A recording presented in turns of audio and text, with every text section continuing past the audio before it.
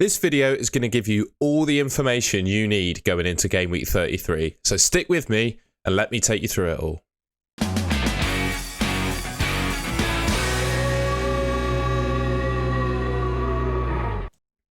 So starting things off, I've got the top players for expected points by position. Now these stats are courtesy of my friends at DraftHound, and there's a link in the description to sign yourself up. Top of the tree, this list for goalkeepers is Kepa. I think quite a lot of us still own Kepa, so quite happy to see him right at the top of the list, followed by Nick Pope, Martinez. Steele for Brighton, a little bit at odds as to whether he plays, because Sanchez is currently playing in the FA Cup semi-final against Man United as I'm recording this.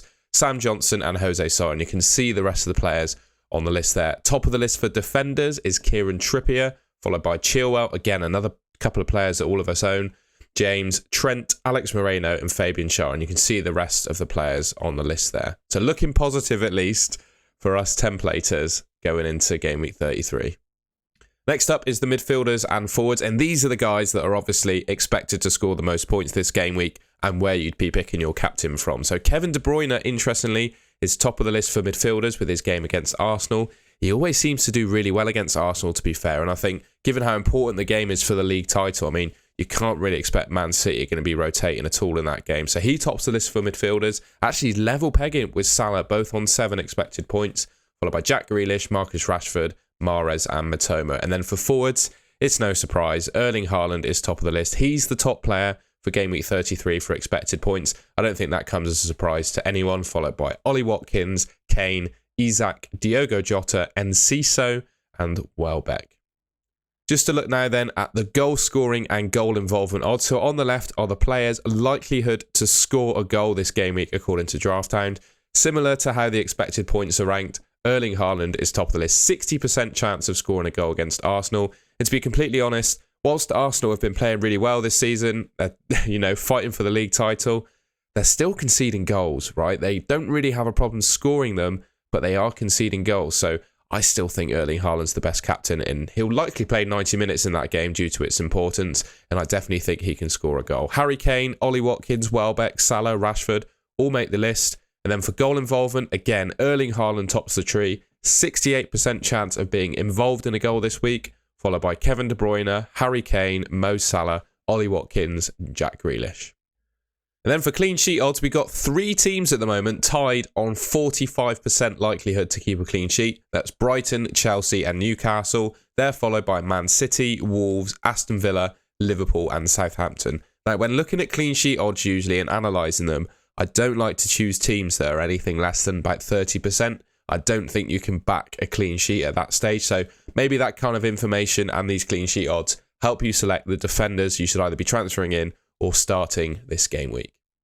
And then we've had some new fixtures announced in the last week or so I thought it would be worth bringing you up to speed with what those are. We all know we've got a big double game week in 34. Brighton, Fulham, Liverpool, Man City, Man United and West Ham all double in game week 34. We've also got a double game week in 36 for Brighton and Newcastle, and 37 has just been announced for Brighton, Chelsea, Man City and Man United. So the next section is going to be players that I think you should be bringing into your team, and I can sort of imagine you can guess the teams that they play for. Obviously Brighton, it goes without saying you need to target those guys, and to be honest, I think if you're not already trebled up on Brighton, you're going to fall behind over the next few weeks. You know, they've got a really nice set of fixtures there, some of them being double game weeks. I think, those are games that Matoma, March, McAllister can all score in. Brighton have got, 45% chance of keeping a clean sheet against Forest, so their defenders are pickable. So Brighton, obviously looking at the fixtures, are a top team to bring in.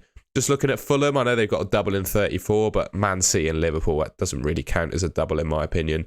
Liverpool, I mentioned them in my buy and avoid video. I definitely don't mind the defence. That sounds a bit controversial given they've been conceding goals this season, but their defence seems to be pretty settled in terms of who's playing, whereas their forward line, obviously Tottenham Fulham is the double in 34, you'd be thinking, oh, I like a bit of Liverpool attack, might get some goals in that, but can you tell me, other than Mo Salah, who is guaranteed to play for that Liverpool team? I think Diogo Jota's, making an argument for himself, but even then, he's playing in front of Darwin Núñez at the moment, and it only takes a couple of goals for Darwin Núñez to really hit form and start getting in that team. So, my point against Liverpool really is I'd probably go Salah and some defenders over the attackers. Man City, they look great, to be fair. 2 double game weeks, but again, They're heavily prone to rotation. So I think Haaland is a no-brainer. Probably Grealish as well. He seems to be nailing that spot in the left-hand side. John Stones looks to be the most favoured defender, but he's not the most exciting pick. And then you got Ederson, who is the most nailed defender for Man City. He's obviously going to play every game, but he averages just about 1 save per game. And this is all in the buy and avoid video that you can watch back. But yeah, he keeps a clean sheet in 1 every 3 games. So I don't think he's that attractive despite having a nice double. Man United, again, I'm not too inspired by their defence, but I think obviously Rashford and Bruno are great options considering they got 2 double game weeks. Newcastle, Isak seems to be making the team. He scored a brace against Tottenham, could quite easily have had a hat-trick in that game. So Everton, Southampton, Arsenal, Leeds and Brighton, Leicester and Chelsea. That's a nice run for Newcastle. And yeah, someone like Isak could be an option for your team. And then West Ham, Palace and Man City.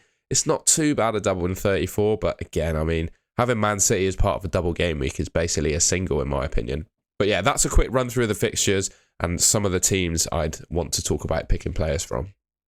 Now, in terms of players themselves, my top target for Game Week 33, unfortunately, I can't bring him in because I've only got 1 free transfer and my team structure just doesn't allow it. So what I'm going to do is I'm going to roll my transfer this week, I think, take out Kane and another midfielder, bring in Salah and another striker. I think that's how I'm going to have to play it. But for me, Salah is the number 1 target to be getting in your teams. You know, he's got some great fixtures there. Those 5 fixtures are fantastic. A lot of them are at home as well, which obviously Liverpool are a completely different beast at Anfield than they are away from home. And like I was saying with the attackers, Salah is the only one of that front 3 you could really consider to be nailed. And he's been playing up to really good form as well. You know, he's been scoring pretty much every game he's been playing recently.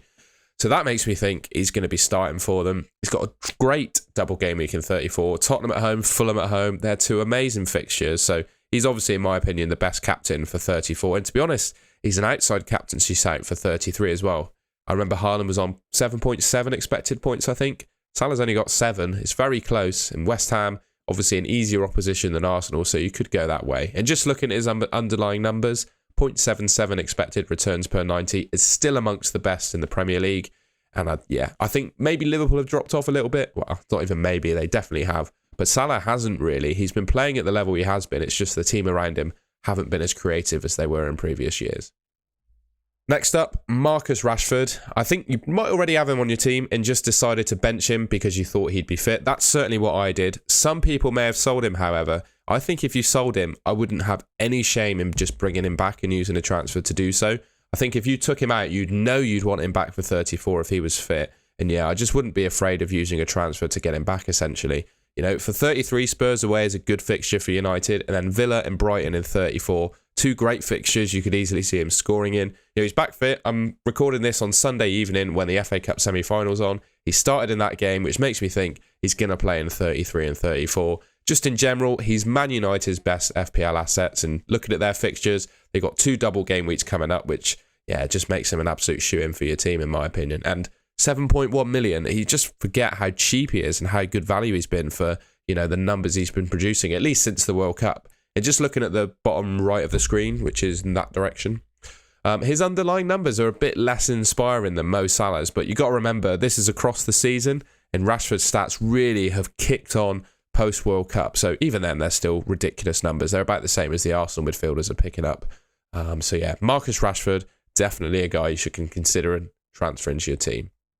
And then finally, might be slightly controversial depending on your feelings towards the Liverpool defence, but I think Trent and Andy Robertson are sensible transfers in. Just looking at their fixtures coming up, and you can see on the line above their heads there, those are the clean sheet odds for Liverpool's games for the remainder of the season. A lot of them are at home, and a lot of them are above 30%, which I think is the magic number to actually, you know, get behind a clean sheet.